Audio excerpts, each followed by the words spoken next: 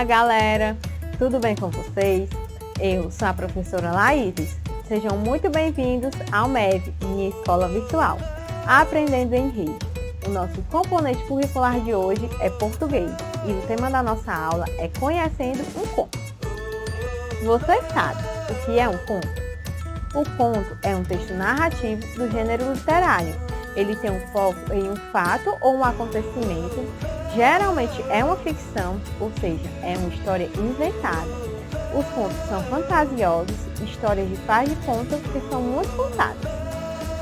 O conto possui um narrador, que é quem conta a história, e um enredo, ou seja, a história é dividida em começo, meio e fim. Existem vários tipos de contos: contos de fada, de aventura, contos fantásticos, de terror, entre outros, mas todos apresentam os mesmos elementos. Vamos conhecer os elementos que compõem um conto. No conto nós temos os personagens, que são aqueles que atuam na história. O narrador, que é quem conta a história, que às vezes também é personagem. O tempo é um momento, a época em que se passa a história. Muitas vezes os contos acontecem no tempo era uma vez, que significa que é um passado muito distante. A história pode estar compreendida entre anos ou pode ser em apenas um dia. O espaço é onde se passa a história, é o lugar onde as ações acontecem. O enredo é como se divide a história, uma sequência de ações. A história tem um começo, um meio e um fim. E o conflito, que é um problema vivido pelos personagens. Os contos apresentam as seguintes estruturas: a introdução, que conta onde se passa a história e quem participa.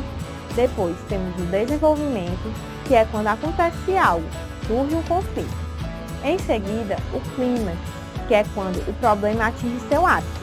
E por fim, a conclusão, que é quando se resolve o conflito e se encaminha a história para o desfecho. Agora vamos observar o texto a seguir, que é um conto e se chama O Soldado Pacífico. Pause o vídeo, leia atentamente e aproveite a leitura. Observe as personagens envolvidas na história, o conflito enfrentado por elas e o modo como foi solucionado. E aí, pessoal, leram? Gostaram da história? Por hoje é só.